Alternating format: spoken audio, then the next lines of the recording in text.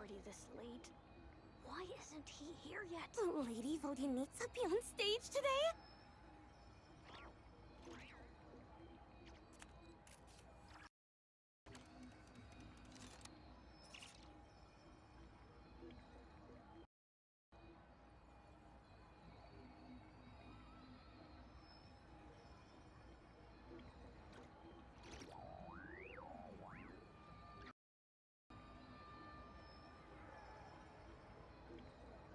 It's already this late.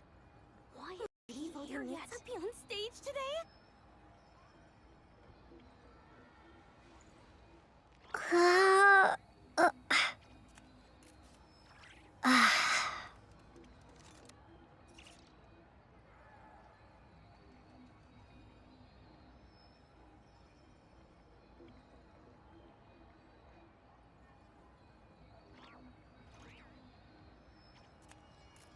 It's already this late. Lady Why isn't Vodyanitsa he be on here stage yet? today?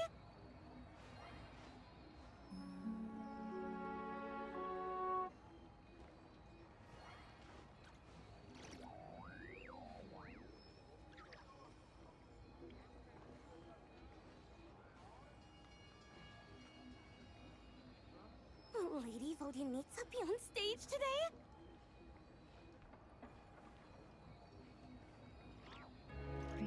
It's already this late. Why isn't he here yet?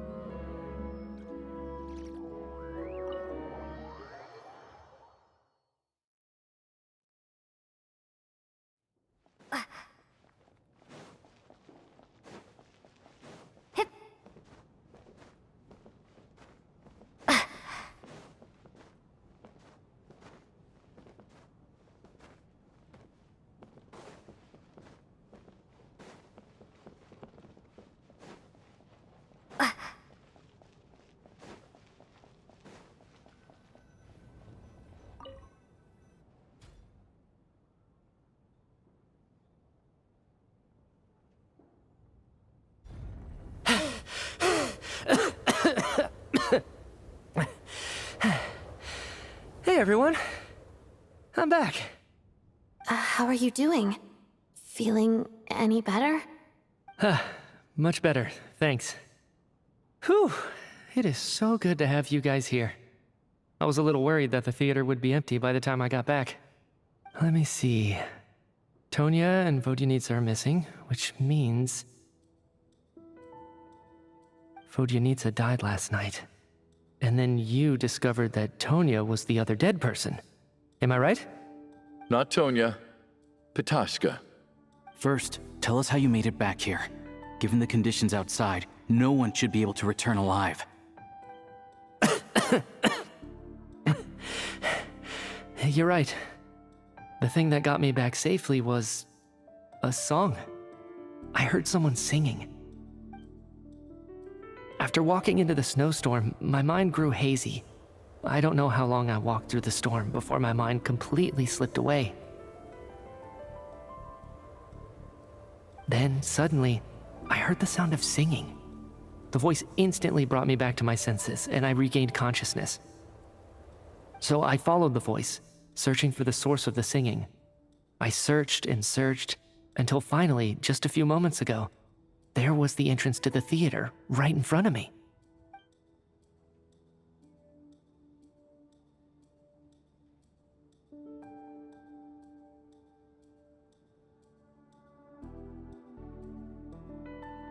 I've actually never performed this song in the theater before, because it has more of a ceremonial purpose for our people. It's not meant for the stage. It means something like, "May those we have lost watch over us, and follow this song back home in the night, so that we might be reunited once more." That must have been Vodyanitsa's requiem. Who knew it actually worked? That song is meant to guide the souls of the dead. Mitya, that must mean that you... Huh. No kidding. Huh, seemed like I guessed right then. this is what I've been so desperate to tell you about. When I first stepped out of the theater, I was still quite lucid. My memory of it is still pretty intact. I remember the outside world being completely different than what I'd expected. It was like this was a world where only the snowstorm existed. There wasn't a trace of any humans or buildings ever having been there. I don't know how else to describe it, except to say that it just didn't seem like the real world. And as for the Requiem, if I was guided here by Vodyanitsa's song, it can only mean that I must already be dead. And this is my soul, not my body. But I didn't experience a clear moment of death while I was out there. Nor do I feel any different now than before I walked into the snowstorm. You don't seem any different to me either. In fact, this is something I've been wondering about for a while now. If souls aren't physical, shouldn't they lack tangible form? Both Shram and Ptashka were clearly deceased, and yet their souls didn't look or feel like ghosts at all. They were visible, tangible, no different than you or me. This raises a truly terrible thought. Is that really what Mitya is suggesting?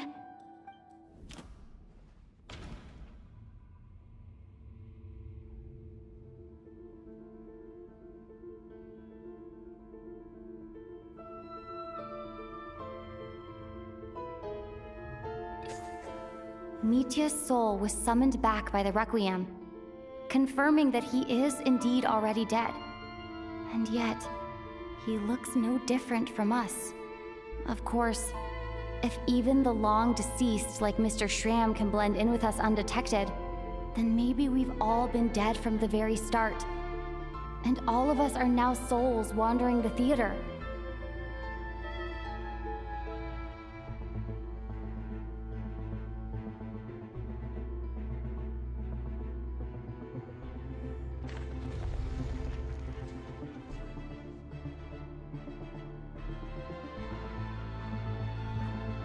Yes. I think that this is probably the afterlife. What did you say?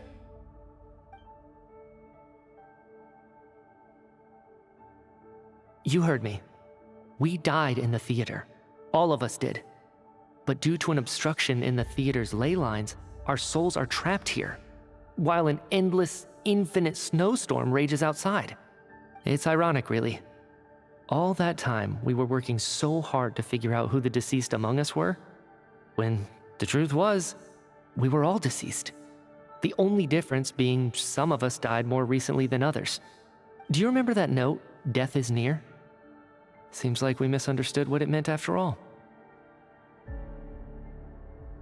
Death was nearer than we wanted to think all along. The note simply meant that all of us were already dead. So all our attempts to survive, our search for the deceased, it was all for nothing? Hard to say. At the very least, we helped 2 lost souls find clarity and go to where they belong. The presence of those 2 is probably what caused our souls to be drawn in by the ley lines. In which case, the deaths we've awoken to over the past few days were just souls returning to the ley lines for good. If what you're saying is true, doesn't that make us the lost souls now? Huh, no wonder. This afternoon, when I was moving Vodyanitsa's body, I noticed that the other bodies in the room hadn't decayed one bit after all these days. That's further proof that those aren't physical bodies at all, but merely our shells here in the afterlife. Am I really dead? This doesn't feel real to me at all. No, that's impossible. This cannot be how it all ends. I still find it hard to believe that all of us are dead. How exactly did we die in the real world? None of us have any memories of dying, right? Not even knowing how we died is preposterous. Good grief! Surely there has to be some reason. Exactly. It's hard to rest in peace when you don't even know how you died. It gave me lots to think about as I strode out into the snowstorm. I racked my brains trying to remember the cause of my death, the exact moment I died, the root of all of this, right up until my consciousness faded. Wait. Hold on. right before I lost consciousness, I think I saw something.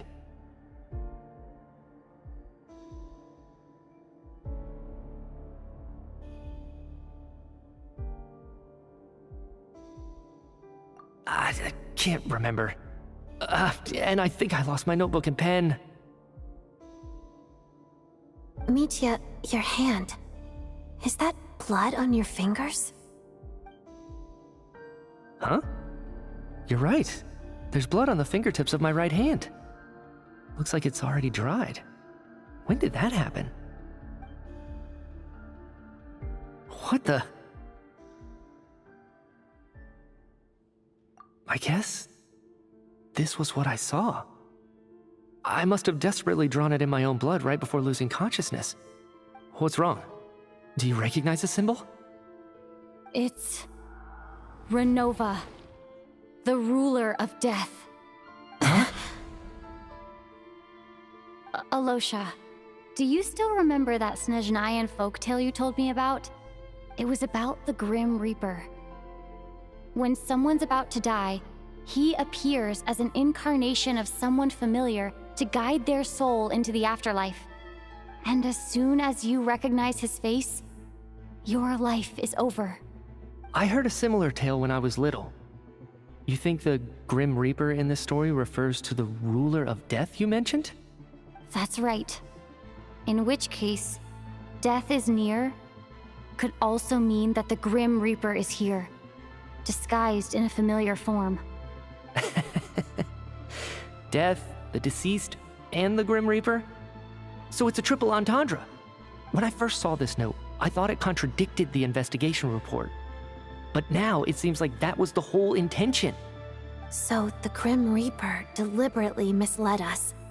Then, we started suspecting each other and searched for the deceased while they hid in plain sight. By that logic, the one person most likely to be the Grim Reaper incarnate is...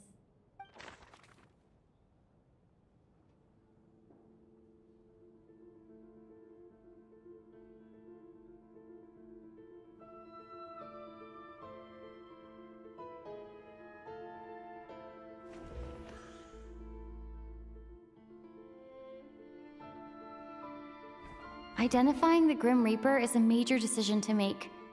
I should think it over carefully.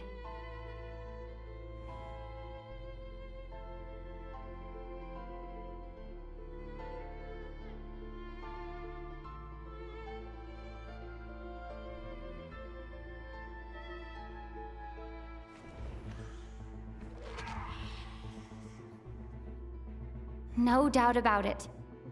It's Alosha. Looking back at how everyone has acted over the past few days, Alosha is most likely the Grim Reaper lurking among us.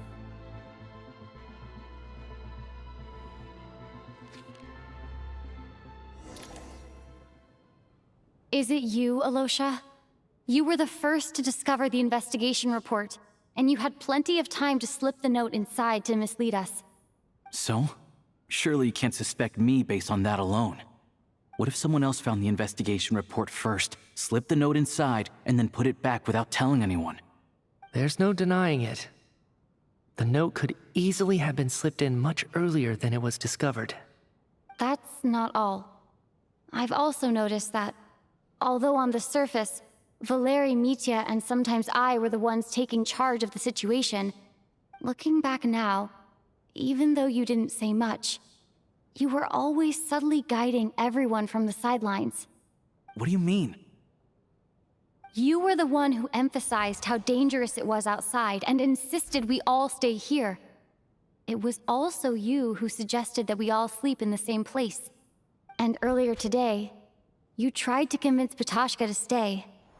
I don't understand why, but it was out of character. So, you didn't understand my intentions, and now you're assuming the worst. Seems pretty unreasonable if you ask me. He still won't admit it? Fine. Let's see how he responds to the most damning evidence of all. The biggest question I have right now is, if the Grim Reaper is impersonating Alosha, then where's the real Alosha? When did they switch?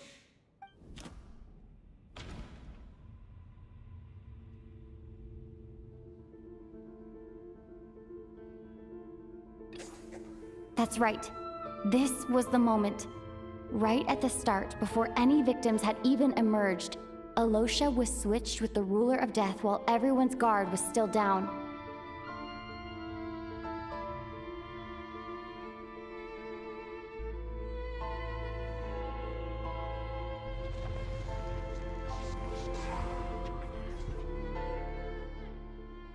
When all this began, right after the performance ended and the snowstorm began to pick up, no one suspected anything unusual. We just assumed we were snowed in. It wasn't until we discovered the bodies the morning after that we realized something out of the ordinary was going on. But it's clear now that the oddities actually started earlier than that, when Dimov walked into the snowstorm and never came back. Right. So Mr. Dimov was the first victim, not Sobolova and Torgov. And if we pinpoint that moment as the beginning of this incident, then one thing becomes clear. Alosha, you are the only person who walked into the snowstorm and came back without the help of Vojenitsa's Requiem. More precisely, Alosha never came back at all. The one who came back was the Grim Reaper. Not bad. Well, since you've backed me into a corner, I suppose there's no point in keeping up the act anymore. Alosha? You're the Grim Reaper? I am no such tired cliché. Mortals should address me as the ruler of death.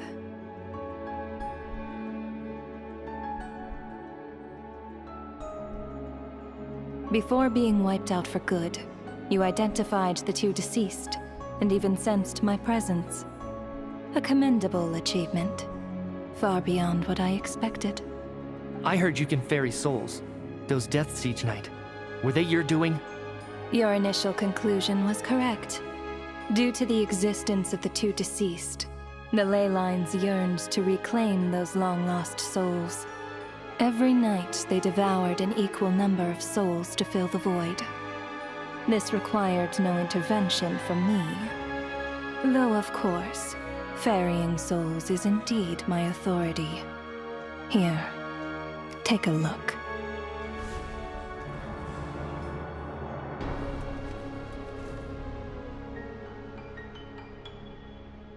What are you doing? That takes care of today's too. Don't get so worked up. You are already dead, and your souls must return to the ley lines. I know we're already dead. You murdered us, didn't you? Murdered? No. Murder is when mortals usurp my authority. Death is my jurisdiction. If I require someone to die, I need not resort to such laborious methods as murder. You simply met the criteria to trigger my curse of death. I know about the curse of immortality. So there's another death-related curse too? You cursed us? When? And why would you do such a thing? So often, humans pray to me, begging to know when their death will come, and what form it will take. But few people ask why. If you must have an answer, know that death comes simply because one's time has come. So you're not gonna tell us the truth? Hold your tongue. By all rights, you shouldn't even be allowed to speak with me. Those angels from the past are to blame for the reckless renovation of the ley lines here. It's made my work on this occasion infuriatingly complicated. Work? So trapping us here, making us watch our friends die, that's just another day at work for you? You clearly have a lot of questions. Fine. As a reward for your remarkable accomplishments over the past few days, I shall answer a few of your inquiries, provided they aren't too unreasonable. After the physical body dies, the soul must return to the ley lines for that person's death to be considered complete. My work encompasses the entire process of death, including, naturally, the guiding of souls into the ley lines, with which you are now so familiar. You must also be rather familiar with Natlan's Night Kingdom, I presume? It was I who supported the creation of the Night Kingdom. It provided a convenient means of guiding the souls of Natlan. Here, too, the ley lines connected to the theater underwent some modifications. The angels hoped to make them capable of accommodating the souls of some special creations. But this actually hindered their ability to accept ordinary souls to some degree. This effect manifested itself after you died from the curse in the theater, leaving you stranded in the afterlife, unable to achieve a complete death. But if souls who die from the curse of death fail to return to the ley lines within a short window of time, they will miss their chance for good. Then, they will remain forever suspended between life and death, no longer subject to the authorities of either. So if you don't resolve this matter soon, and see all our souls return to the ley lines before long, we'll escape your control. Mitya is sharp. This must be what Ronova was worried might happen, and the reason she got involved to begin with. But if you have the authority to guide souls, why didn't you just show yourself and get it over with? Why hide among us in the form of Alosha? You seek to understand the mind of a god. Very well. I'll tell you. This is a theater, and I decided I wanted to watch a show about death. That's why I encouraged you to take the events to the stage. I found myself getting quite immersed. I suppose the entertainment you provided makes up for all the trouble you've caused me by being so defiant in the face of death. There. Are you happy with my answer? Can't say I am. Really? But it fits the stereotypes you humans have about gods. Just moments ago, you were complaining about how infuriatingly complicated your work here has been. Work is work, I get it. There are times when it's a huge pain, but you just have to get it done, right? That's a rather unique perspective for a human. You are in fact correct. There is a pain point in this case. Due to the obstruction in the theater's ley lines, there is a hard limit on the number of souls they can receive each day, making it impossible for me to ferry all your souls at once. Revealing my identity too soon would inevitably have led to futile resistance, and there was a risk that any souls who chose to run would disappear. Then there was the issue of the 2 lost souls you called the deceased. The way you resolved that quandary was all part of my design. That's what I don't understand. If all of us were souls of the dead, what made their presence among us special? For centuries, they have refused to return to the ley lines, exploiting the issues created by the angel civilization to resist being drawn in. Centuries of obsession accumulated during this process.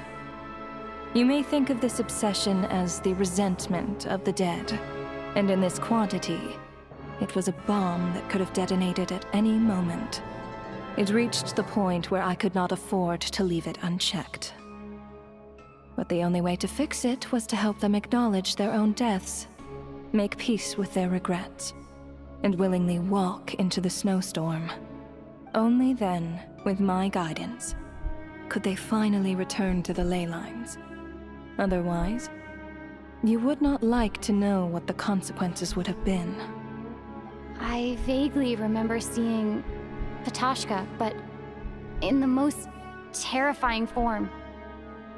Was that in a dream?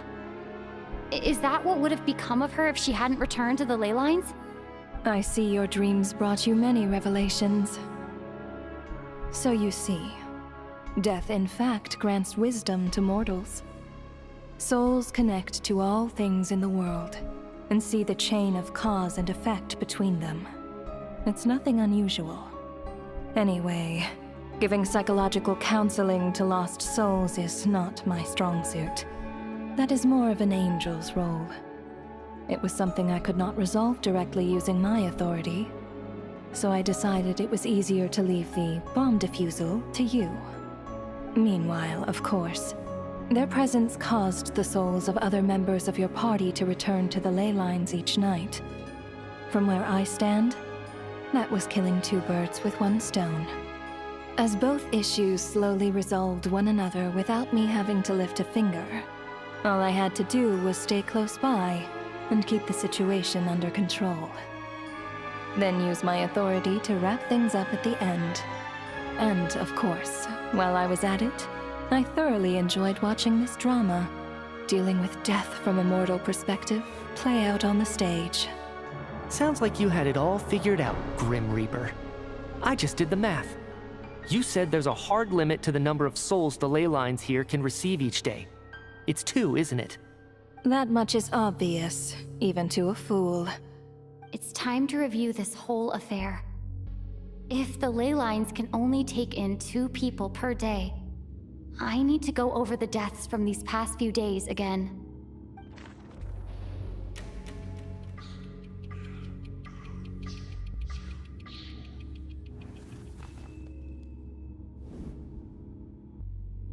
Looking back now, none of us had the faintest idea at the time.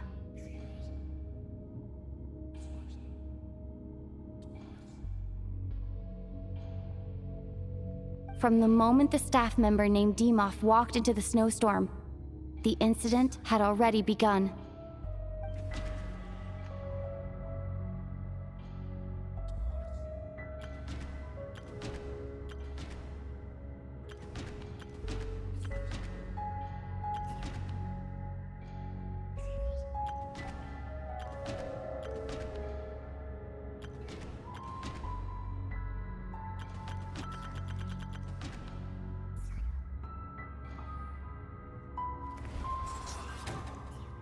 Alosha was the second to walk into the snowstorm after Demoff to investigate. During this process, the ruler of death assumed his identity, making him one of the victims.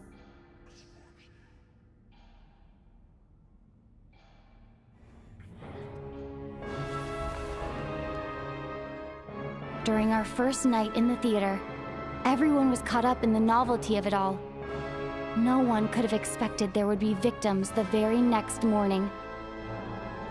Despite all the confusion, and with the help of hindsight, we finally began to realize that something was amiss with the snowstorm.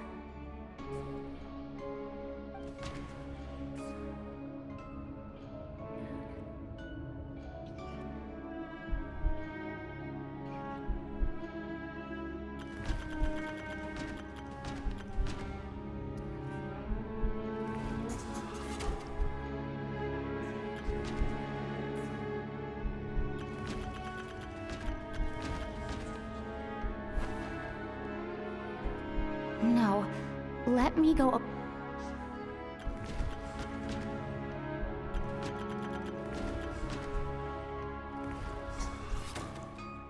The ley lines devoured Torgov and Sobolova on the first night. At the time, we thought this might be a murder case connected to Lelek.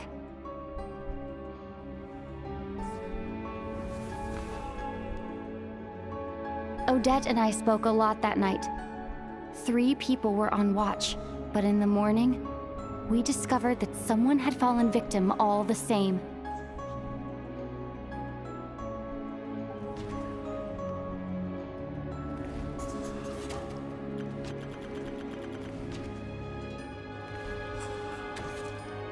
The deaths of Kulish and Ranpana caused everyone to stop suspecting Lelek.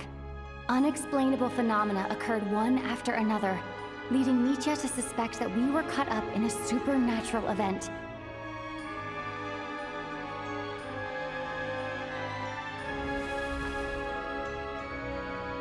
Later, we discovered that there seemed to be an extra person among us, and subsequently discovered the existence of the deceased.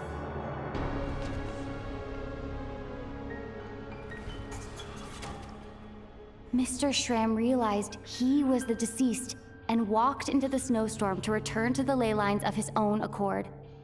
It turns out there really was a dead person among us.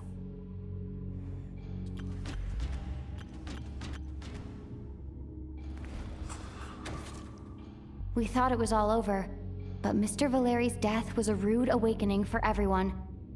Once again, the ley lines consumed him during the night. A lot happened today. Mr. Valeri's death led us to discover the connection between the number of deceased and the number of victims during the night.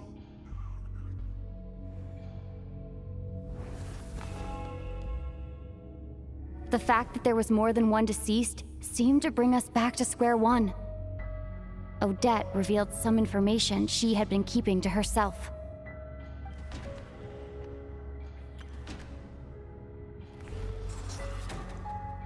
As it happened, Petashka filled the void left by Mitya's return from the ley lines by walking into the snowstorm this morning.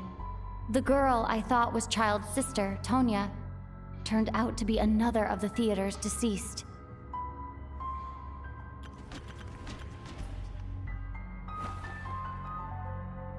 Although Mitya did indeed walk into the snowstorm that day, he returned from the ley lines with the help of Vodyanitsa's requiem.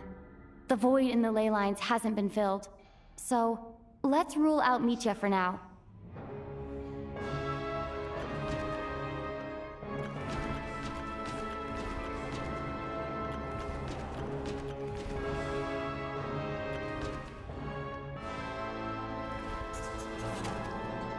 Vodyanitsa was swallowed by the ley lines in her sleep, but the requiem she sang before falling asleep was quite a game changer. Come to think of it, Petashka was about to walk into the snowstorm at that time, and Ronova, unaware that Mitya would return, was concerned that her soul would overflow from the ley lines. That's why she used Alosha's voice to try and persuade her to stay behind.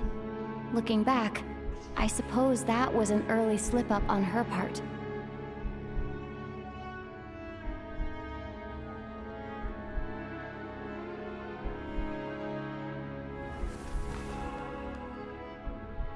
No one could have expected anyone who walked into the snowstorm to return. But just after nightfall, Mitya returned, bringing crucial information with him.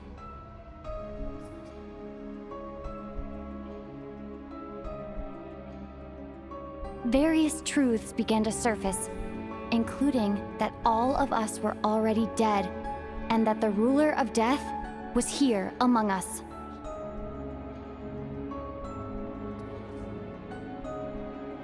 Then, after revealing her true form, Ronova callously claimed 2 souls.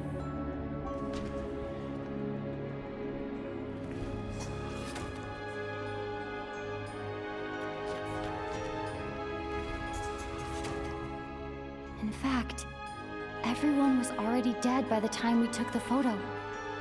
And in the days since, we've experienced many more partings in the afterlife. Now, only Mitya and I remain, and the true culprit behind everything still stands before us. In Mitya's eyes, I see the same anger and frustration that I feel.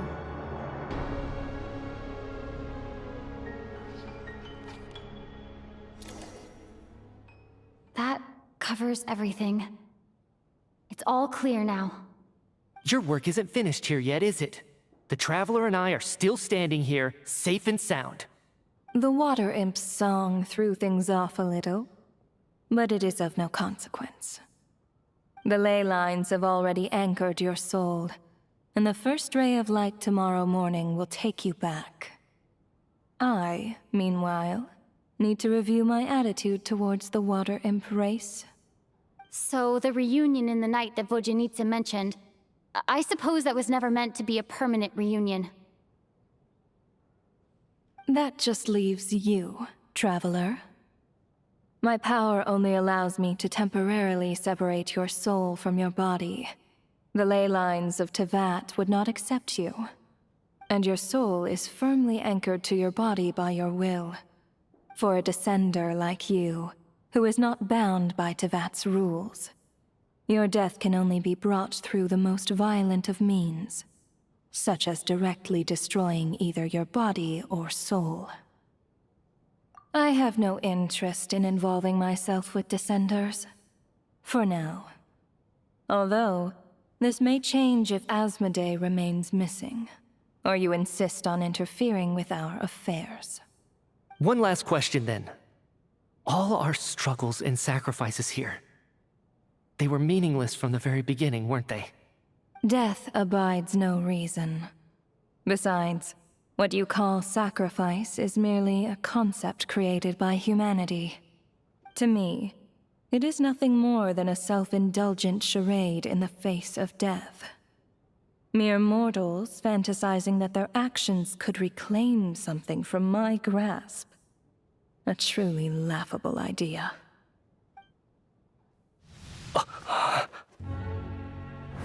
Grim Reaper, you really know how to get on my nerves.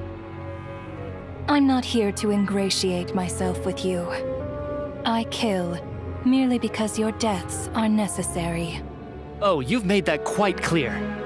But humans don't take well to being scorned. Not even by the gods.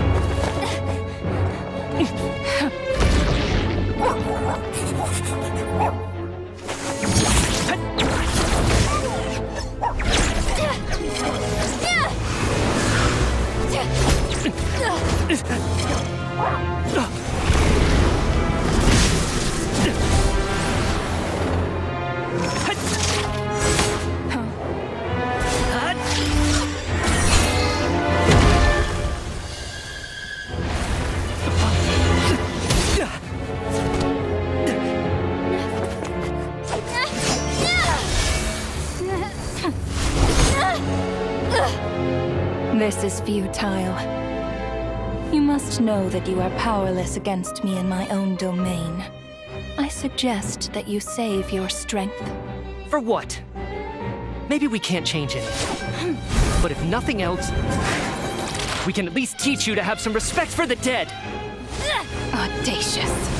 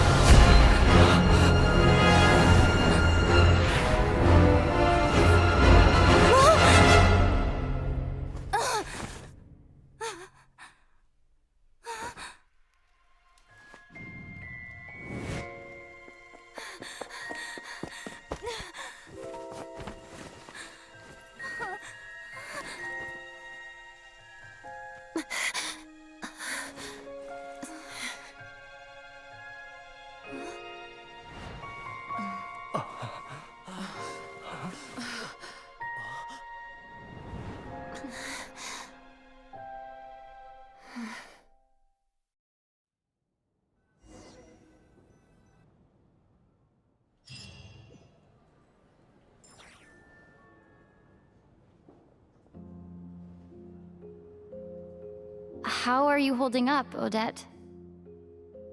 What happened to me? How much do you remember? What do you mean?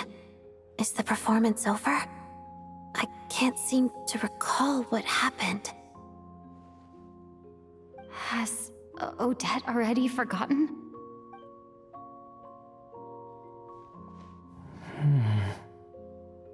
Mitya? Oh, I'm sorry. I guess I spaced out there for a second. Remind me who you are? Don't you remember anything?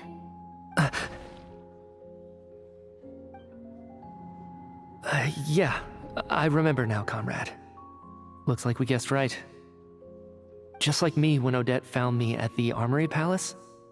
For some reason, everyone killed by the Ruler of Death eventually came back to life. Just with one catch. They forgot what happened while they were dead. Odette and the others have already forgotten everything. Why were you able to remember this time? Could this be the reason? You said this is the ruler of death's symbol, right? I don't see anything there. You don't? Huh. Okay, I guess that makes sense. I carved this into my hand in the afterlife, so it's not visible in the physical world. Does that mean I carved this symbol into my soul? What an unsettling thought. Still, at least I get to remember what happened. I suppose it's a blessing in disguise. What about you, though? The ruler of death mentioned that you're a descender? Is that why you can remember? A full explanation would get complicated very quickly, but that's essentially it. Well then, now that it's all over, let's figure out what we've learned. The first thing I notice is that everything here is precisely as we left it, right before our deaths. This confirms that time passes differently in the afterlife than in the real world. They say that right before death, time slows down and your whole life flashes before your eyes. That must be how you know you have one foot in the afterlife by that point. Anyway, clearly the few days we spent in the afterlife probably only amounted to a few short minutes in the real world. This also aligns with previous reports of widespread temporary memory loss among the Armory Palace personnel. Now it seems likely that those were all brief deaths caused by the Grim Reaper's so-called curse of death.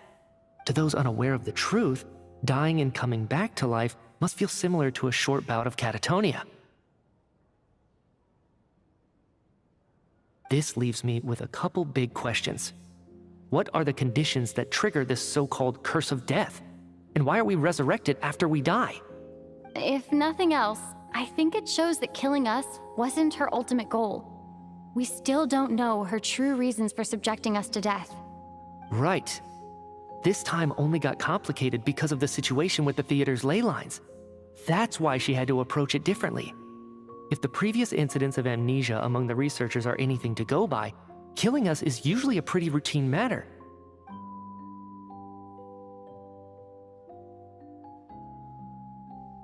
Come to think of it, wasn't I about to note something down before I died? I can't remember what it was, but I think it was something related to my research project. Sorry, Traveler. I'll catch up with you again later. Right now, I have to make a trip back to the Armory Palace. Ma'am, if I may, no one of your description has ever shown up in my investigations into Mr. Mitia's friends. Yet, you two seem very familiar with each other. Could you perhaps tell me where he was in such a rush to get to? And, by the way, have we ever crossed paths? Forgive the presumptuousness, but I feel a vague and indescribable sense of familiarity about you. I can explain everything.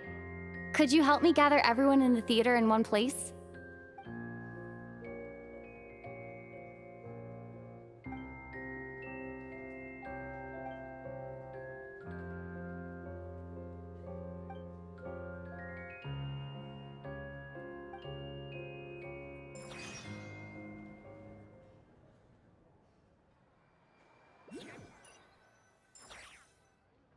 So Chuganov really is going to shut down the factory. I guess this theater incident actually did us some good after all. So, you said I promised to take you to the Armory Palace while we were in the afterlife, yes? I believe you. I think I even have a vague memory of it. Agreed. Let's check in on her first. The whole reason for our trip to the Armory Palace anyway is to figure out what's going on with her health.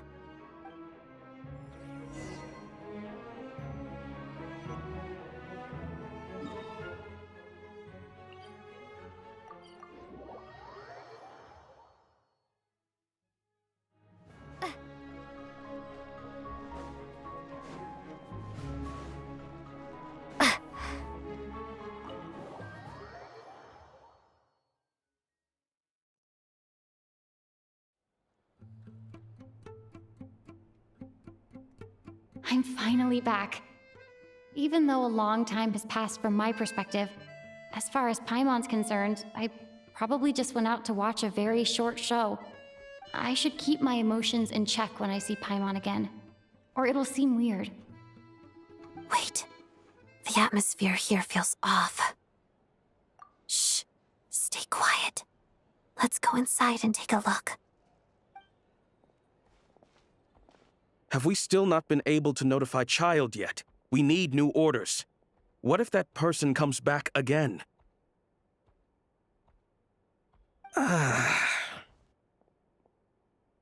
I'm so sorry. Under the circumstances, there was really nothing we could do. Tell me, what happened to Paimon? It was the Jester. He came here in person and escorted Miss Paimon away. He's the director of the Fatui. His authority supersedes all others and cannot be questioned.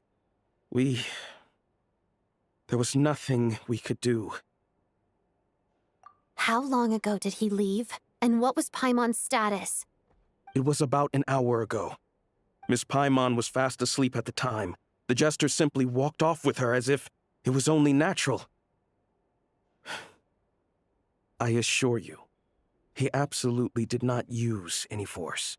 Do you know where they went? The Armory Palace, most likely. Lord Pierro, the Jester, has been overseeing the experiments there lately, keeping a close eye on their progress. Everyone in the Fatui has heard about it by now. I'm surprised he came in person. Whatever his reason for taking Paimon, he'll most likely return to the Armory Palace first, which is exactly where we were headed anyway. Then lead the way, Odette. Okay, let's go.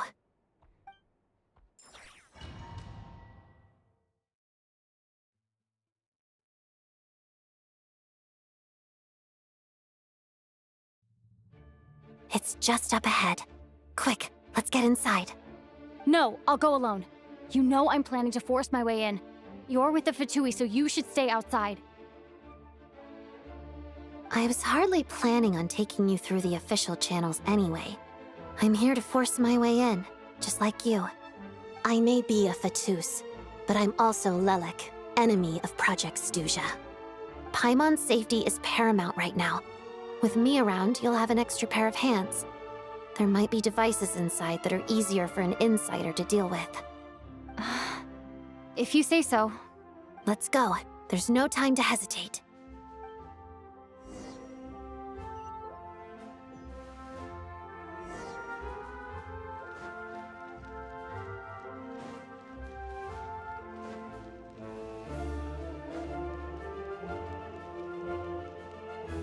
Hey, who are you?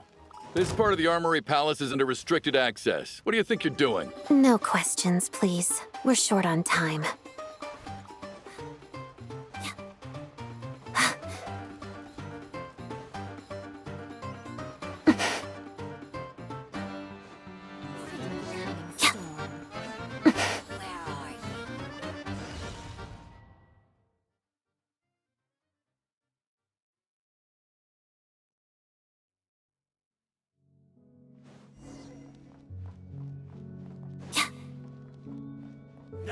Do you have a pass?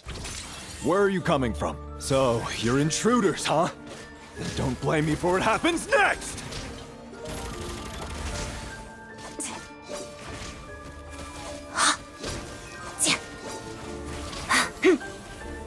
Together. Yeah. Pirouette. That's supposed to... Witness the snow swan's grace.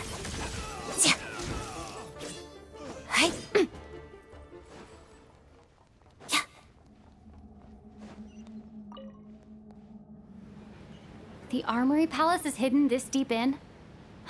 This place is much bigger than I imagined. They're conducting top-secret research, after all. The deeper it's hidden, the better, is standard Fatui logic.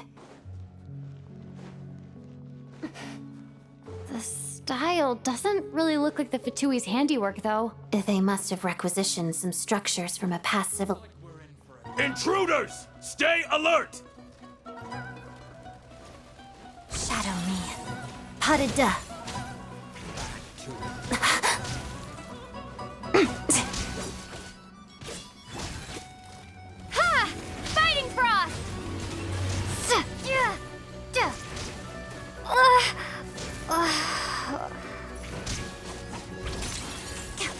Pirouette.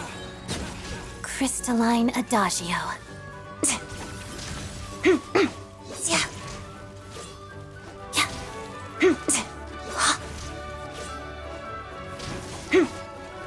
Shadow me.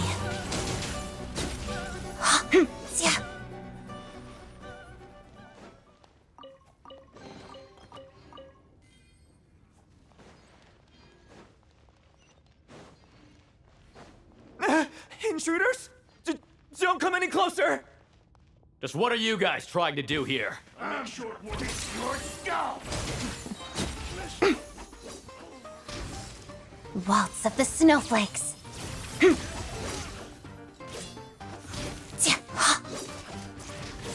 Should have worked harder.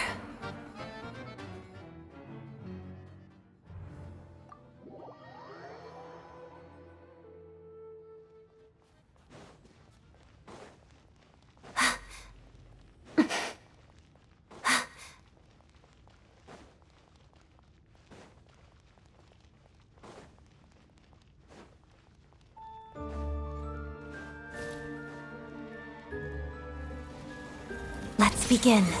Pirouette. No one interferes with a jester's work!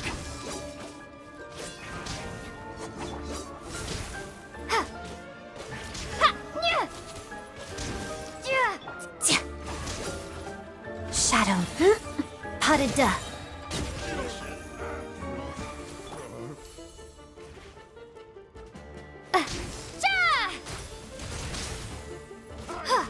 Crystalline Adagio.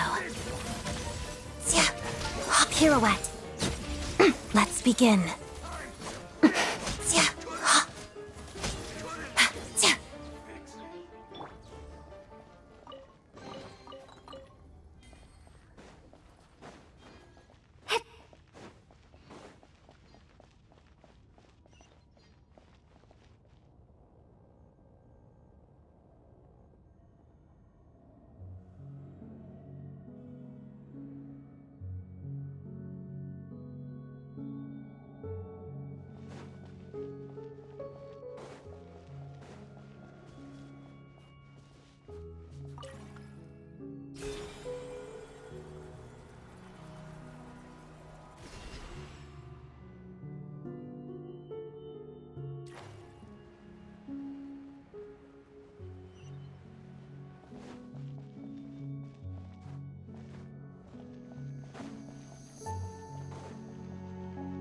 Looks like no one's guarding this place. There's something off about that decoration over there. Look out! Let's deal with these before we move on.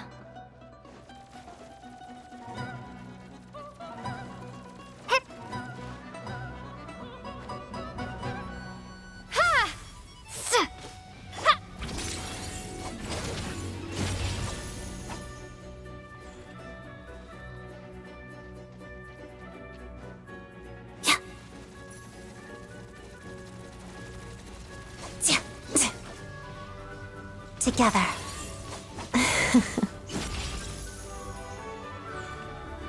Cryostorm!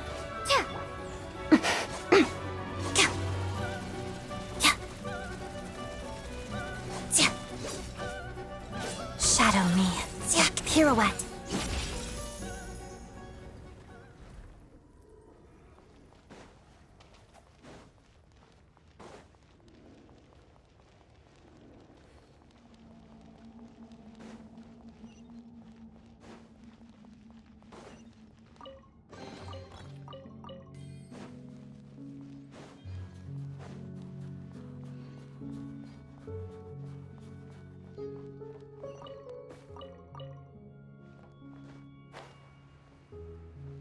The researchers here probably don't know that we're uninvited guests. Let's try not to hurt them. What's the big star from the theater doing here? That's Miss Odette. She's a member of the Fatui. Don't... Was the whole reason for Project Stuzha to support the research here at the Armory Palace? Just what are the Fatui and the Tsaritsa planning?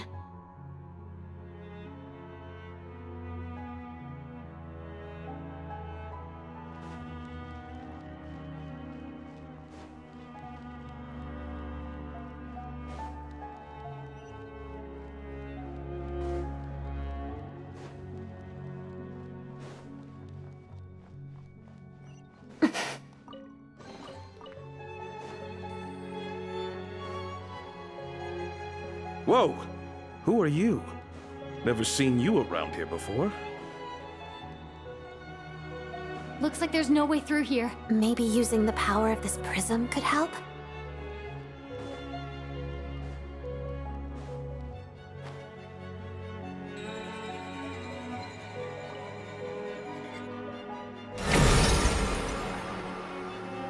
I think I see some images. It's the prism's power at play, causing images of the past to reappear, albeit only as illusions.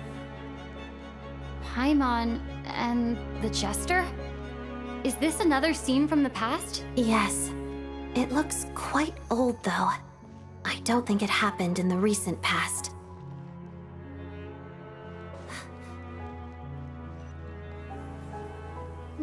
What's going on here? What happened? The source seems to be the Armory Palace. They must have started some large-scale experiment. Wait, what if this has something to do with Paimon? We need to hurry!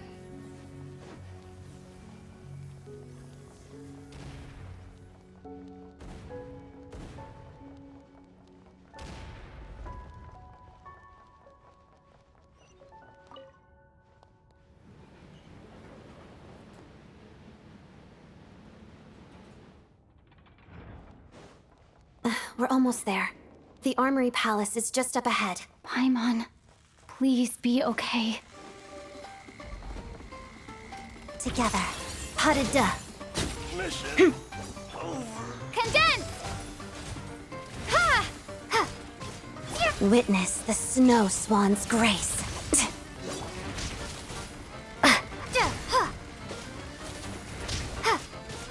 This is not the end.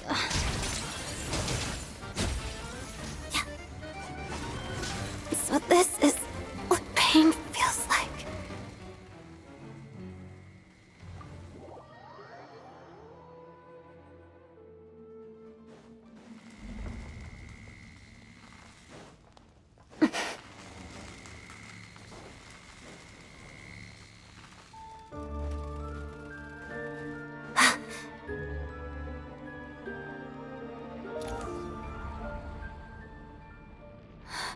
What's going on?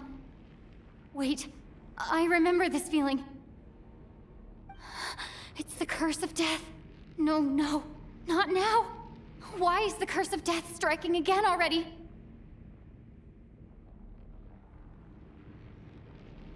Odette?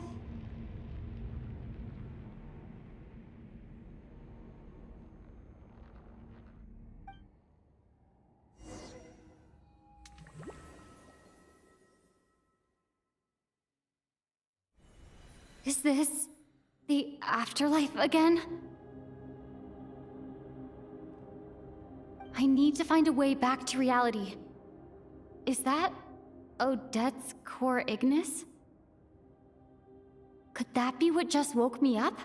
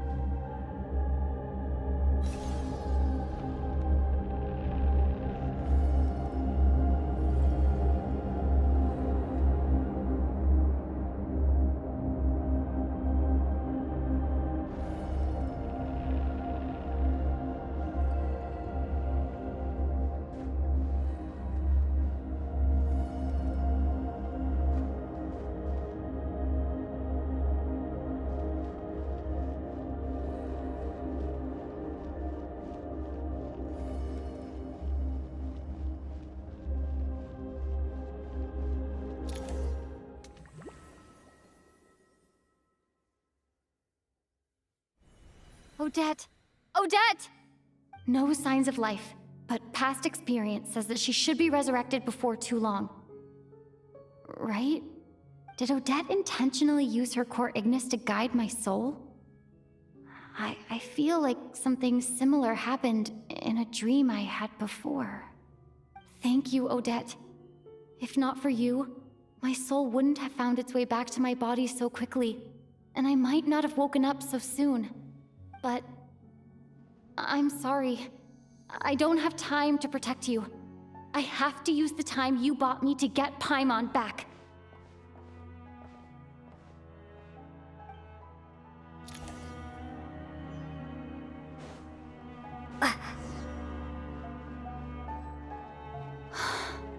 Sure enough, everyone here has been affected by the Paimon! Paimon! No, wait. Paimon probably didn't escape Ronova's curse either. She won't be able to respond to me right now. I'll have to find her myself.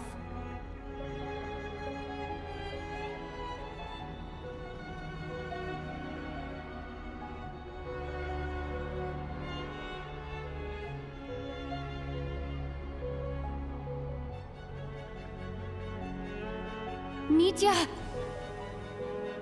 Is this the laboratory he works in?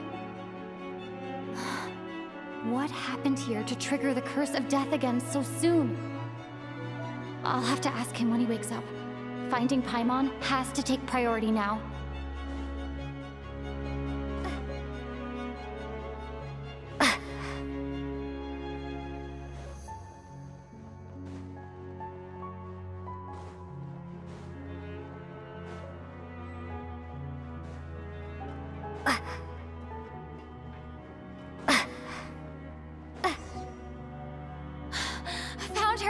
Paimon really is here.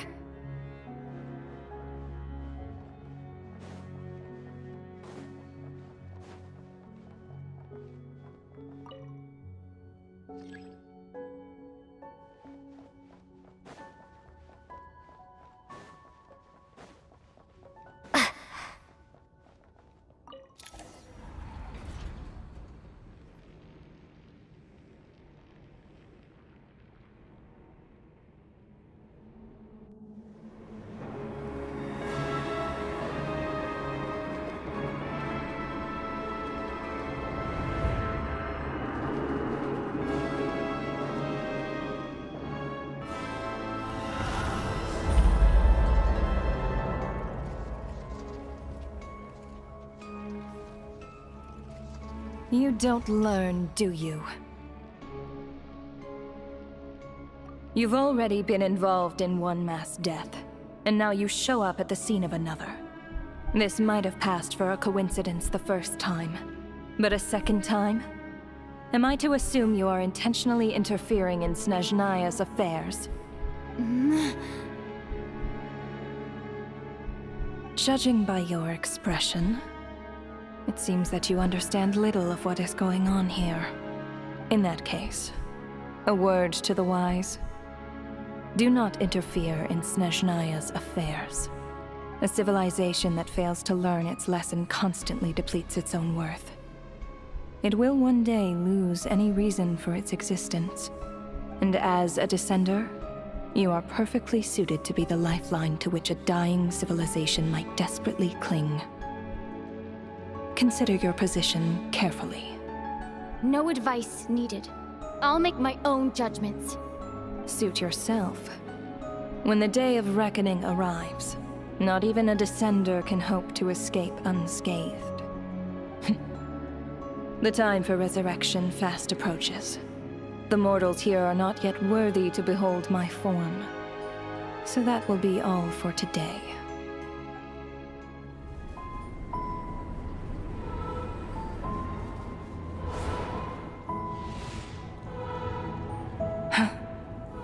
That thing is coming with me.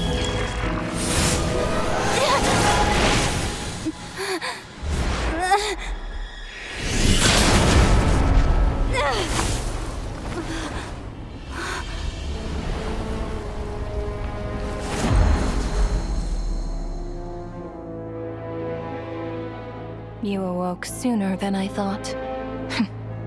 The curse of immortality is stubborn, unable to enter the ley lines, yet not content to remain a spirit.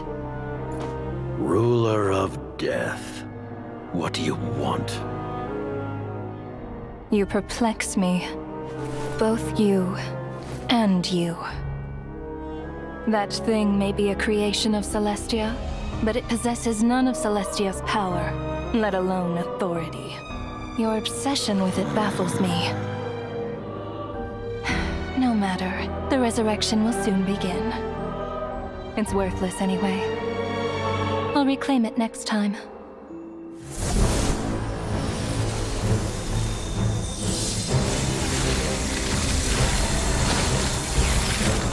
Hey, who says there'll be a next time?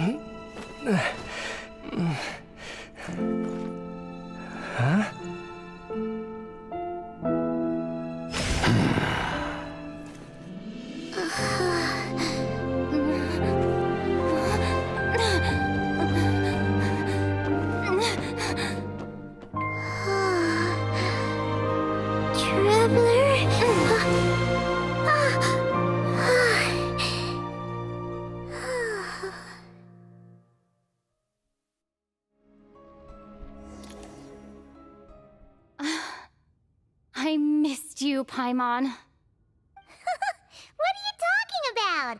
We haven't even been apart for that long, have we? It was... different this time. You seem to be in pretty good shape. Yeah, Paimon's back in tip-top condition. It's the weirdest thing. Paimon fell asleep earlier, and when she woke up, she found herself here. The jester and that guy talking to him used some kind of energy on Paimon, and she could kind of feel it canceling out that other thing that was making her feel unwell. So, Mitya helped too? Apologies for leaving in such a hurry at the theater earlier. I was in a rush to verify some theories. Rest assured that your companion is perfectly safe. We reversed the effects that the experimental energy had on her. The jester specifically instructed me to do so. I suppose this is our first official meeting, Traveler. I could not let Paimon suffer in her condition for a moment longer. But why would a big shot like you care about what happens to Paimon? As I said when Snezhnaya, we once spent some time together in the distant past. Oh yeah, you did mention that. And Paimon did think you seemed strangely familiar the first time we met. I'm afraid the reminiscing will have to wait. Mitya, let us continue with the report. What conclusions, if any, did you reach from conducting the final experiment of our energy research ahead of schedule? The good news is, my hypothesis regarding the Ruler of Death has been verified. As for the bad news, I recommend we suspend the experiments and Project Mistleton until further notice. Currently, we have no means with which to make a breakthrough. I say this purely as a scientist, guided by reason alone. I will trust your judgment. We shall put the project on hold until the ruler of death has been eliminated. Wait, what are you guys talking about? You want to get rid of Ronova? Like, how? By killing her? By whatever means necessary, so long as it removes the threat she poses to us. Until then, everything we do will be in vain. After what just happened, I've ascertained Ronova's goal, or rather, the trigger condition for the Curse of Death. Okay, let's hear it. What she's doing is blocking Snezhnaya's technological progress, preventing us from possessing any means with which to threaten the heavenly principles. Just like the little lapdog she is. So, any ideas, research, or experiments that lead to technological progress can trigger the curse. Just now, for instance, I was set to launch a final phase energy experiment ahead of schedule. If the experiment was successful, we could have achieved a crucial breakthrough. As expected, though, the moment the experiment began, all the researchers, technicians, and witnesses died from the curse. All that effort, not to mention the energy and materials we relied on Project Stuzha to gather for us, went to waste. In the end, nothing was gained. Does that mean something similar happened when we were at the theater? That's right. During the performance, I thought of an important breakthrough regarding the experiment, and wound up dragging everyone into this. So the nature of the curse seems to be something like, when moments of technological progress occur, all life in the vicinity is taken away. What a violent method! Of course, that meant the curse was normally limited to the Armory Palace. Since outsiders are forbidden from entering, this mass death phenomenon went unnoticed, until Odette came along. I believe she was the first witness. The Curse of Death was triggered just before she infiltrated the Armory Palace that day. But you mentioned something about a final stage experiment. Doesn't that mean you've actually made some progress? That's right. Even with the gods locking certain key components out of reach, humanity can still advance technology in incremental steps accumulated over time. But, as I'm sure Ronova anticipated, even incremental progress has its limits, a point where the truth you're seeking must be put to the test in an experiment. You mean the experiment you were just about to do? Yes, we were at a critical juncture, a moment where the quantitative was about to translate into fundamental qualitative change. With this single experiment, we could have brought everything we've worked for to fruition. But now, after already being forced to fumble around in the dark all this time, it feels like we've truly hit an impenetrable wall. As long as Ronova's Curse of Death persists, we won't be able to advance the experiment or obtain any results. And with Project Stuzha having been in effect all this time, at our nation's current strength, repeated trial and error is simply unsustainable. Only by eliminating Ronova first will it be possible to continue advancing our plans. But she's the ruler of death! She can just kill whoever she wants, right? That's gotta be the scariest power ever! Is it even possible to beat her? We'll see. But one thing's for sure. She definitely can't just do whatever she wants. The best proof of that is me, standing here, very much alive. You're saying... Wouldn't it be easier to just kill all of us researchers for good? Why resurrect us over and over again? Why let us advance our technology to this point?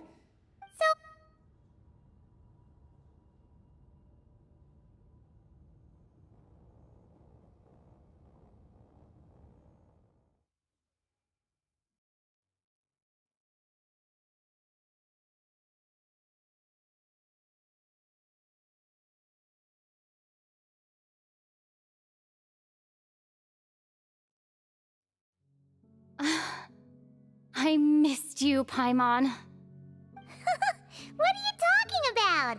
We haven't even been apart for that long, have we? It was... different this time. You seem to be in pretty good shape. Yeah, Paimon's back in tip-top condition. It's the weirdest thing.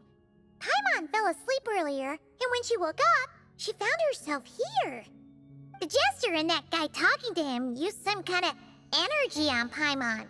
and she could kind of feel it canceling out that other thing that was making her feel unwell. So, Mitya helped too? Apologies for leaving in such a hurry at the theater earlier. I was in a rush to verify some theories. Rest assured that your companion is perfectly safe. We reversed the effects that the experimental energy had on her. The Jester specifically instructed me to do so. I suppose this is our first official meeting, Traveler. I could not let Paimon suffer in her condition for a moment longer, and so I simply took her without explanation. I hope you do not mind.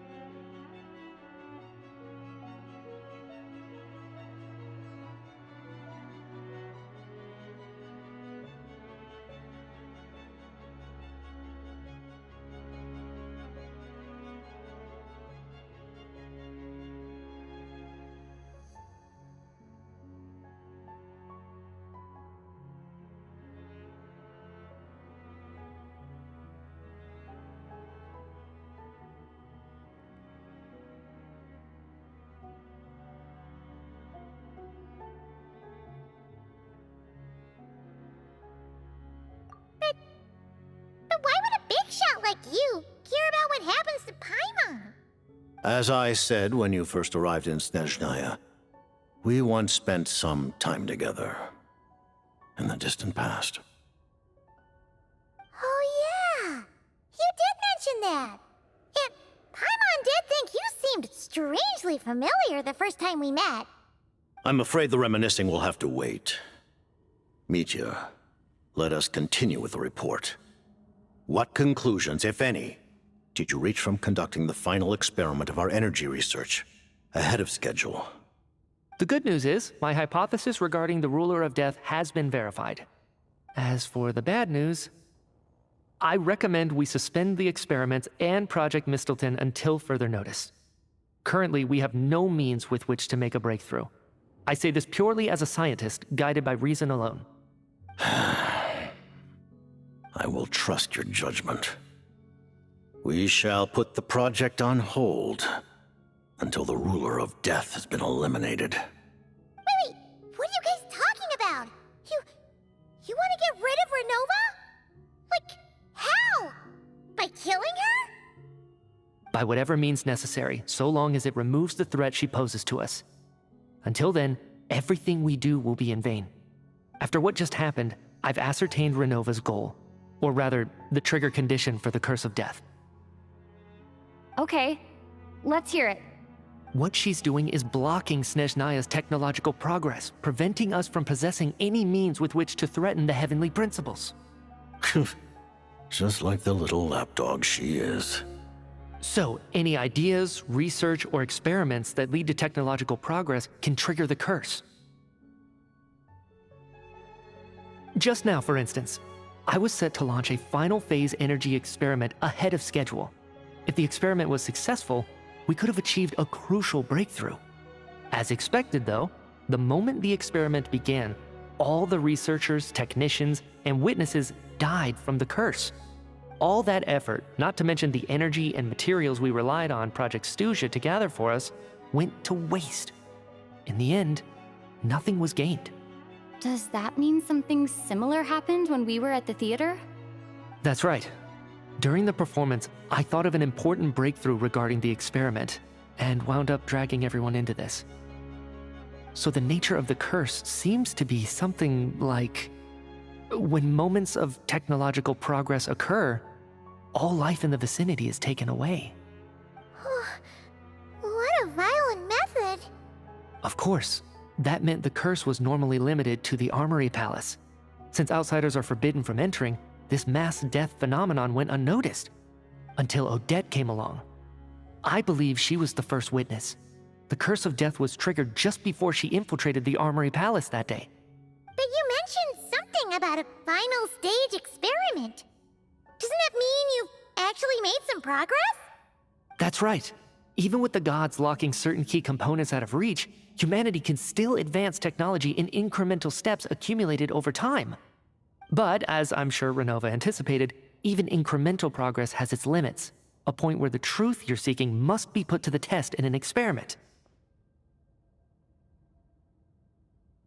You mean the experiment you were just about to do? Yes, we were at a critical juncture, a moment where the quantitative was about to translate into fundamental qualitative change. With this single experiment, we could have brought everything we've worked for to fruition. But now, after already being forced to fumble around in the dark all this time, it feels like we've truly hit an impenetrable wall. As long as Ronova's curse of death persists, we won't be able to advance the experiment or obtain any results. And with Project Stuzha having been in effect all this time, at our nation's current strength, repeated trial and error is simply unsustainable. Only by eliminating Ronova first will it be possible to continue advancing our plans. But she's the ruler of death! She can just kill whoever she wants, right? That's gotta be the scariest power ever! Is it even possible to beat her? We'll see. But one thing's for sure. She definitely can't just do whatever she wants. The best proof of that is me, standing here, very much alive. You're saying... Wouldn't it be easier to just kill all of us researchers for good? Why resurrect us over and over again? Why let us advance our technology to this point? So, you're saying even the ruler of death has limitations we don't know about? Exactly. And I think that's where the key to our breakthrough lies. Regardless, the ruler of death has always been an obstacle we must overcome. Indeed, we must face life, death, time, and space. After all, our goal is the heavenly principles. The Fatui want to challenge the heavenly principles? For a long time, I've had a vague suspicion the Fatui and the Tsaritsa were targeting the heavenly principles, but hearing the Jester admit it is still a shock. No wonder the Tsaritsa's goal has always been kept a secret from the people. What kind of road will that lead Snezhnaya down? In that case... Lord Jester, I would like to request some leave. I'd like some time to organize my thoughts and go over the data. Granted. Get some rest, put the experiment out of your mind, and take care that the curse of death doesn't affect any civilians.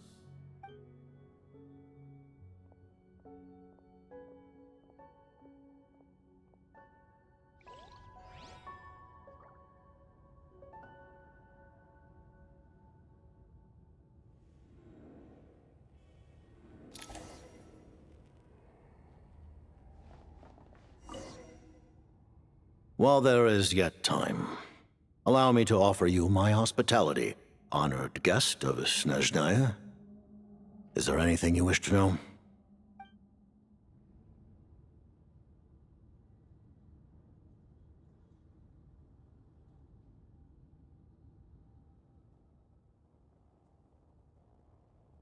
I remember hearing the term Mistelton from Columbina. Yeah! Paimon wanted to ask about that when the name came up just now. What is it? Paimon's heard of Project Stuzha, but not this one. As you know, Project Stuzha is a series of measures enacted to consolidate our nation's resources, the greater purpose of which is to serve Project Mistelton. Many of the things you have encountered thus far are essentially for the advancement of that project. This includes the Kuvaki Experimental Design Bureau in Nocturne. Researching Kuvaki was merely a facade.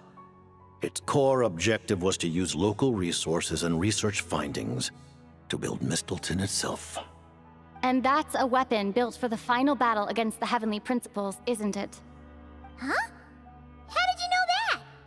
I was given some intel, and I made some deductions. Wait. You must mean that thing over there. Oh, Paimon's gotta take a closer look at this thing. Especially after you guys sent so many people to Nocturne to work on it. Kuvaki alone will not break through Celestia's defenses. let alone challenge the heavenly principles. The heavenly principles are no doubt accustomed to combating the power of the light realm, and elemental energy is simply the power of the human realm, converted to that form by the heavenly principles themselves. Any attempt to use this power against its creator would be a futile endeavor. For now, therefore, we have set our sights on the form of energy associated with the third descender and the stellar linchpins. This may hold the potential to allow Mistleton to contend with the heavenly principles. You could say that by reverse engineering the stellar linchpins to extract the energy within, we have obtained a source of anti-Celestia energy.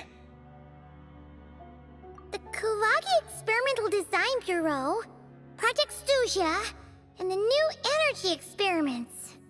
Huh. So, Project Mistleton is what ties it all together. And it looks like your plan is almost complete. No wonder the Ruler of Death came after you!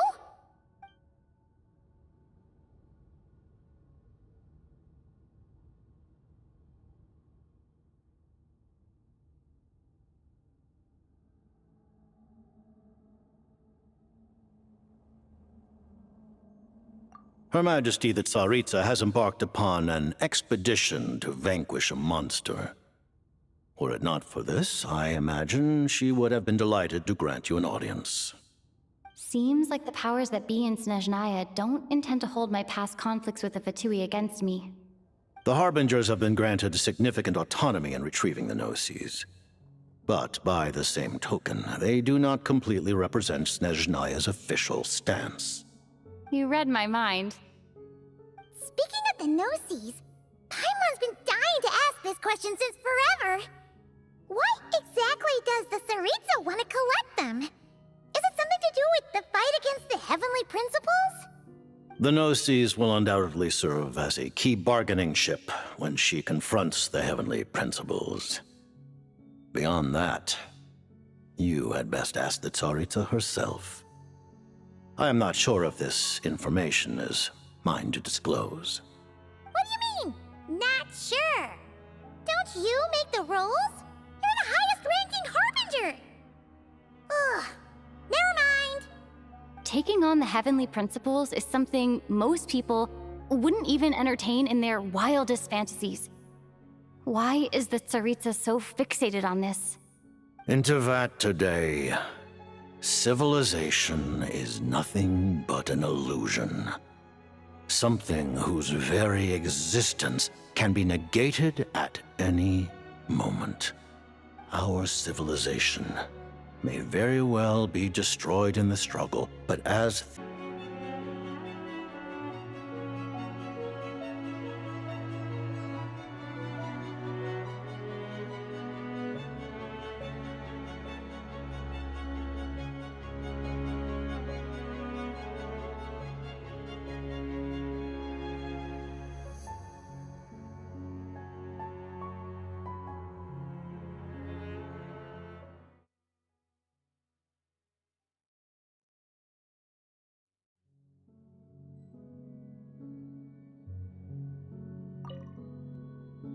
while there is yet time, allow me to offer you my hospitality, honored guest of Snezhnaya.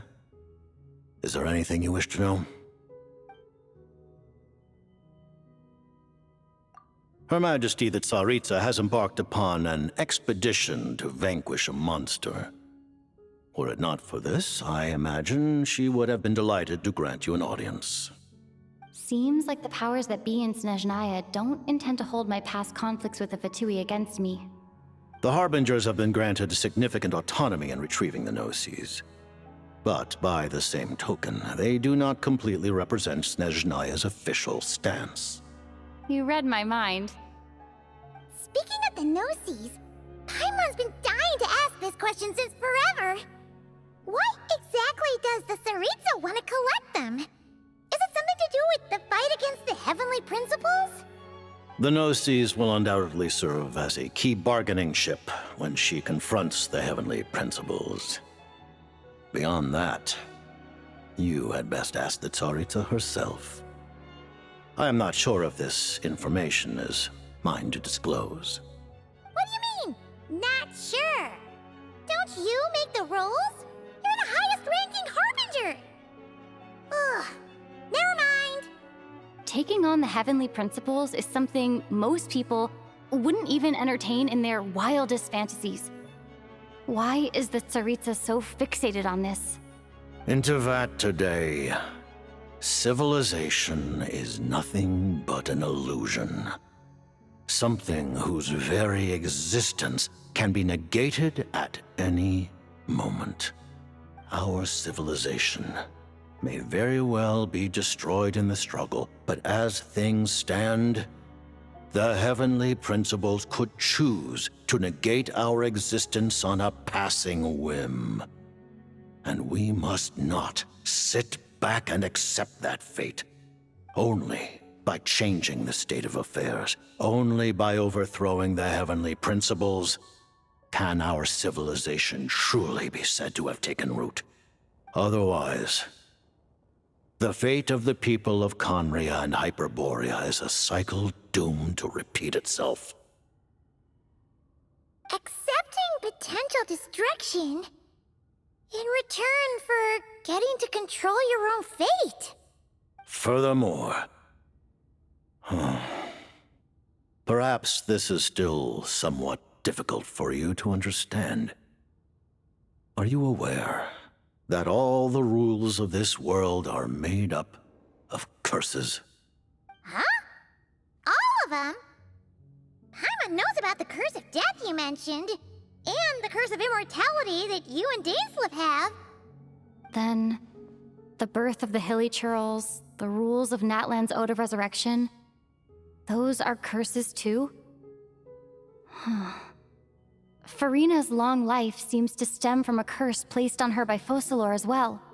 Yes. Even a god's love for humanity is a curse the heavenly principles inflicted upon the gods.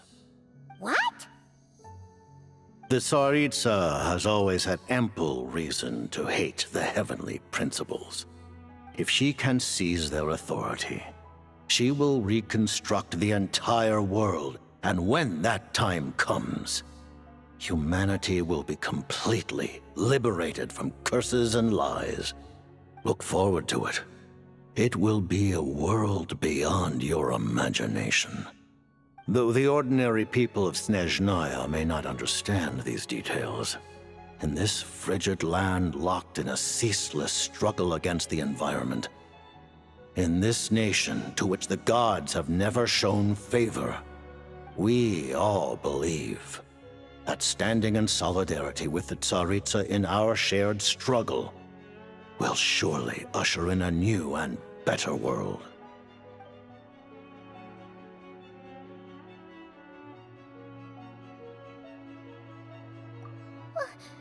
Paimon really doesn't remember. He's basically a stranger. You gotta believe Paimon. Allow me to explain. The reason Paimon reacted to the anti-Celestia energy developed by the Armory Palace is because she comes from Celestia herself. More specifically, she is one of its creations. Paimon? A creation of Celestia? Oh, right. I was blinded by anger earlier, but thinking back on it, Ronova also said that Paimon is a creation of Celestia, but she lacks Celestia's power or authority. As you know, the lunar fragments in Nocturne were pulled down from the sky using Fatui technology. But the first application of this technology was in Khaenri'ah over 500 years ago.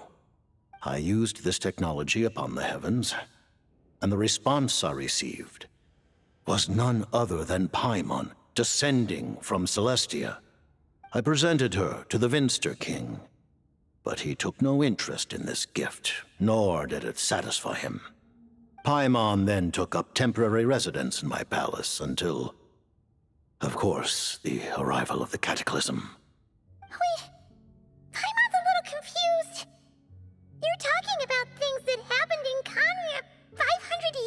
So, you're saying Paimon was there for that? But Paimon doesn't remember any of that. Falling from the sky, being given away as a gift, none of it. Having lived through the cataclysm, perhaps you too were burdened with some manner of curse. Although, losing your memories would indeed be the smallest price I've ever seen paid. But it's not just her memories from Khaenri'ah.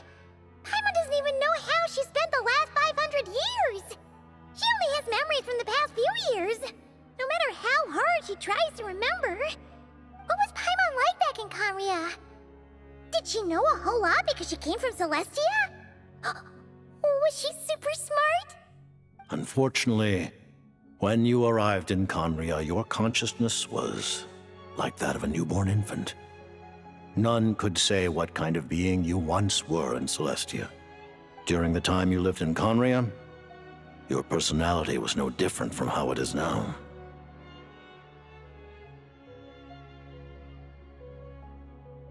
Aw, man! Paimon's plan to get her memories back and become super smart is ruined before it could even start. You know, even though Paimon lost her memories, she still feels weirdly close to you for some reason. That must mean you took pretty good care of Paimon back then, huh? On the contrary, I completely ignored your existence. I was entirely focused on my struggle against Teyvat the Wise. But now, as I see it, it is as if you are the only sane thing that survived that era of insanity, and thus are worthy of protection. Noted. Man, Paimon's gotta stop projecting friendship on everyone she meets. But, Traveler? Even though you know Paimon's some creation of Celestia now, you still want her, right? You're not going to abandon her? Oh, phew! That's a relief. Paimon's just learning about this, too. She's barely even processed it.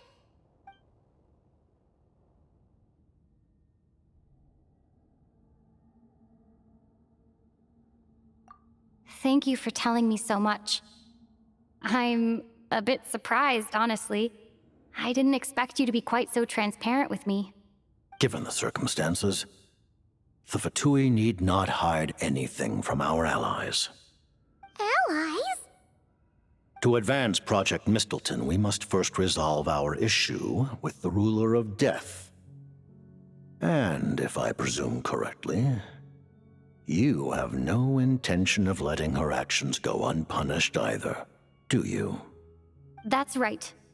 Ever since she said she intends to reclaim Paimon when we next meet, I figured reconciliation was out of the question. Against an opponent of this caliber, deliberating over our allegiances would waste time we do not have.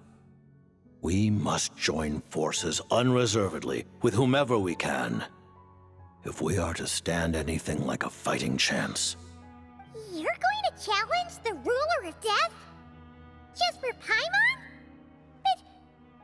But Paimon's only...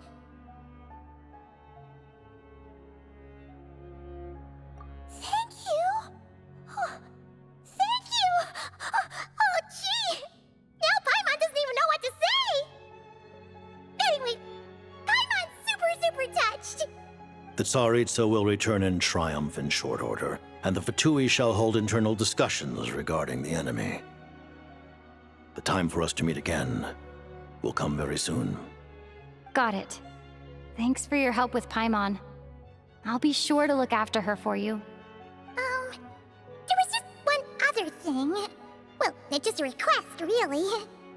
Paimon really wants to see what this Mistleton thingy you're gonna use against the Heavenly Principles looks like.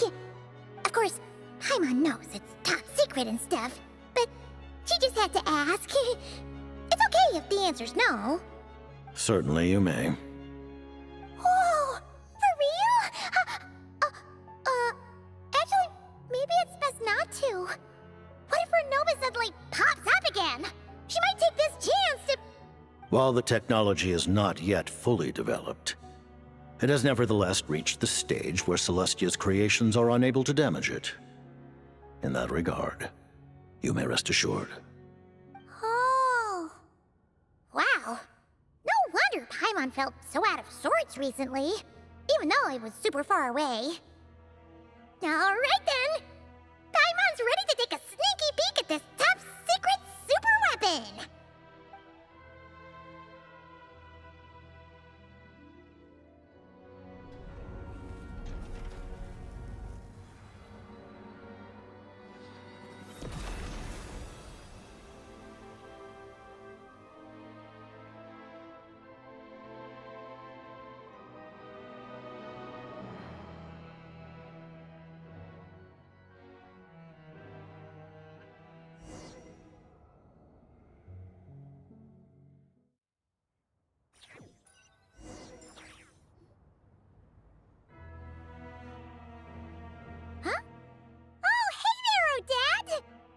Paimon? You're okay. Thank goodness. You look well. Have you recovered? Long story short, yep, Paimon's all better. What are you doing here? Were you waiting for us? That's right. When I woke up, I wanted to go in after you, but the guards had woken up as well. It would have been tough to take them on alone, and there was no easy way to sneak past them. So I returned the way I came and waited for you here. It was thanks to you that my soul found its way back to my body so quickly. Thank you. Huh. That actually worked? Nice. I just figured I'd try my luck when that ominous feeling struck me. Really, you should be thanking this thing instead. Anyway, now that things here are all taken care of, I have other things I should get back to.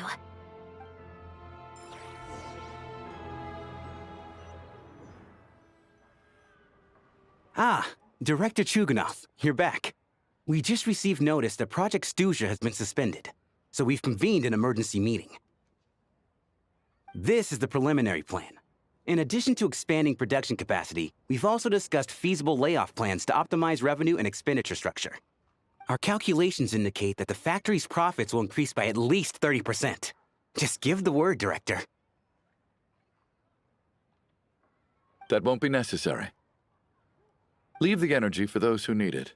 Whether they use it just to get by or to run a business, that's up to them. Start preparing to halt production and lay off the staff. Make sure the workers are able to land on their feet and that they are duly compensated. Thank you all for your hard work during this time. Am I hearing you right? Why? After all the tough times we made it through, now is exactly when we should start to turn a profit. I just suddenly don't want to do this anymore. Huh. Does there have to be a reason? Iskra, it's time to rest. Dear esteemed members of the Rokat, given the effects of Lelik's radical actions upon our organization's reputation and social stability, a decision has been made to permanently withdraw this codename from use. Considering that Lelik did what they did for the benefit of the people, the Rokat has nevertheless negotiated with the authorities, ultimately securing a waiver for all penalties due to them. Lelik will be suspended for a period of time. Depending on their future performance, they may be allowed to adopt a new codename and continue acting as part of the Rokat. The purpose of this notice is to remind everyone once again that motives and methods are equally important when one operates in the shadows. Even with Project Stuzha's suspension and our interim operational victory, we must guard against complacency and rashness and work to consolidate the progress we have made so far. We act only for the greater glory and solidarity of our nation. May the aurora shine ever on, and the tundra always stand firm. We act only for the greater glory and solidarity of our nation. May the aurora shine ever on, and the tundra always stand firm. Looks like it's finally over. You mean for us? Just thinking out loud. I've never seen the Snezhnograd Vecha so lively before. I never once thought I'd come here. But I understand everything now, Rosaline.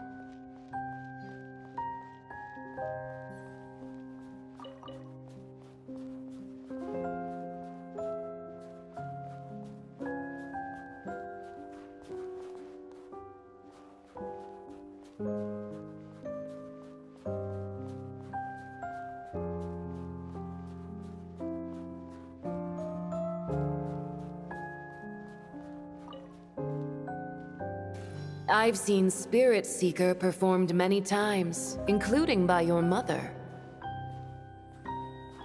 Why do you bring that up all of a sudden?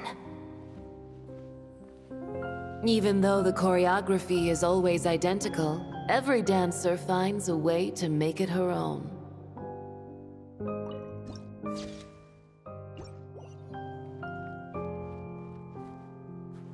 So you actually want to talk to me about ballet?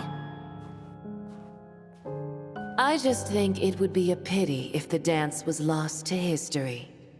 She didn't teach it to you, did she? That was an unusually subtle taunt for you.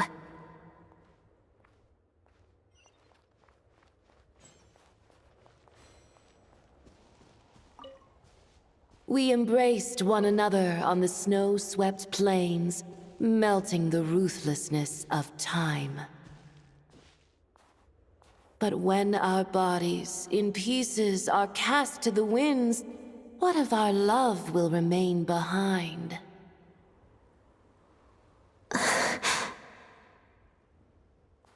Don't tell me you can't sing. Shush.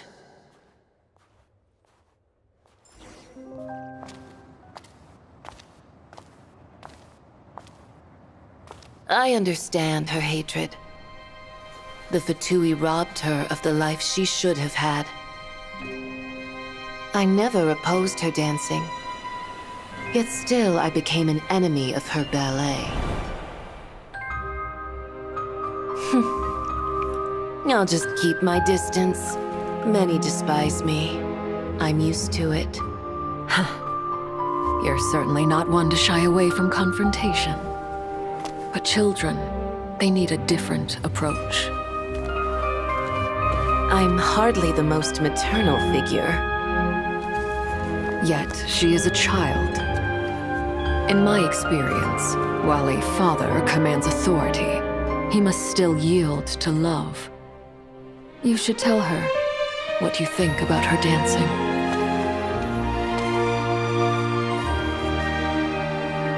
Odette will soon take the stage at the Korolevskiy Theater. This could be your chance. Geonosis secured. It went smoothly. I'll be there. Have them send me an invitation.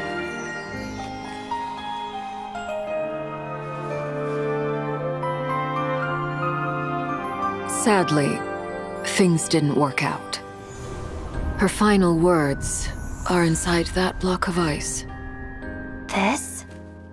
Aren't these for monitoring her subordinates? Not yours. This one isn't her witch's flame, but my two worlds' flames. The two worlds' flames can burn away memories. It was my parting gift to Rosaline.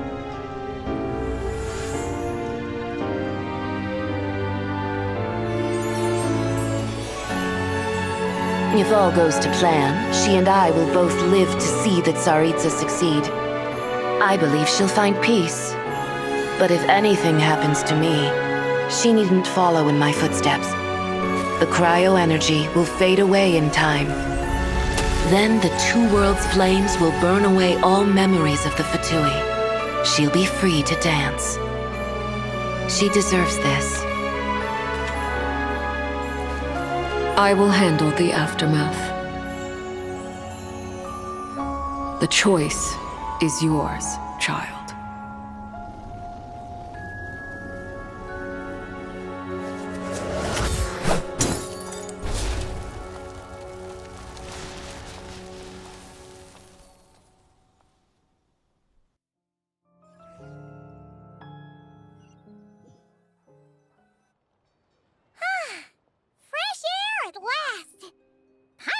isn't spinning anymore, and the fever's all gone.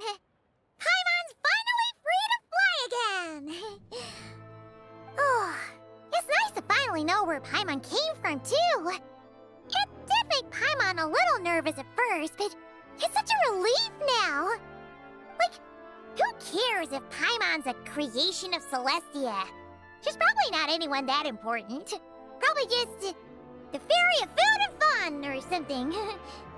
And like you said, this doesn't have to change anything between us. You're not gonna just... Hey! Hurry up! Why are you walking so slowly? You've spent the last few days lying in bed and stuffing your face. I didn't think you'd be able to fly this fast. Says who? Paimon's as agile as ever. They don't call her White Floaty for nothing. Paimon originally wanted to check out the bookstores in Snezhnograd, but she's more in the mood for flying around right now, so let's save that for later. Wait, they've got light novels from VII Publishing House here too. Huh? And this is Paimon's favorite mystery story from Fontaine! Wow! It got a sequel! The local Snezhnayan books look pretty interesting too, but also kinda heavy. Not the easiest things to look around. I thought you were in the mood for flying around. Paimon can read while she flies. Hey! Look at these two dolls! Which do you like better?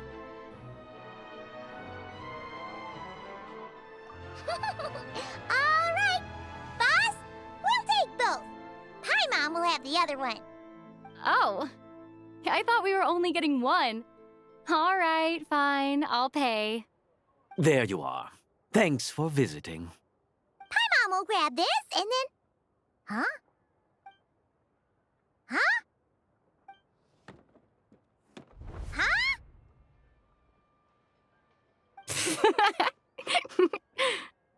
How many layers does this thing have? And what are you laughing at? Huh. You knew all along, didn't you? A whole bunch of people are gathered over by the plaza. Hey, look! That looks like Tartaglia! Hey, Tartaglia! I know that voice. Of course. If it isn't Paimon and my old comrade. You're looking well, Paimon. All better? Yeah! The jester knew what was wrong and fixed Paimon right up! Thanks for sending someone to keep Paimon safe, too. Oh, yeah. About that.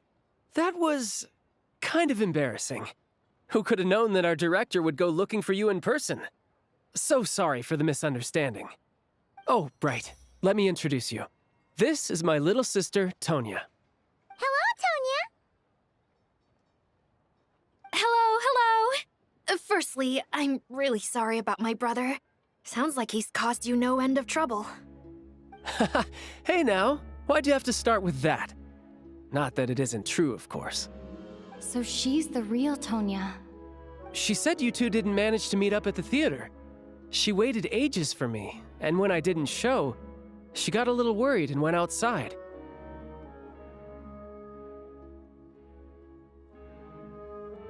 I know, right? He didn't bother to say a word to me. I searched up and down the city for him, and he only told me about it when I finally caught him at the gates of Glupov.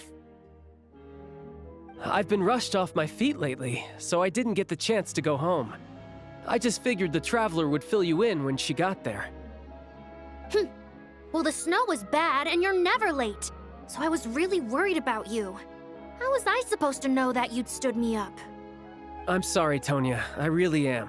I'll make it up to you somehow. Just... please don't tell Mom and Dad. Although the mix-up led to a series of misunderstandings, it's probably for the best that the real Tonya didn't get caught up in that mess. Besides, it's obvious that Tartaglia isn't usually one to break a promise. He only gave his ticket to me because he had to look into Lelek.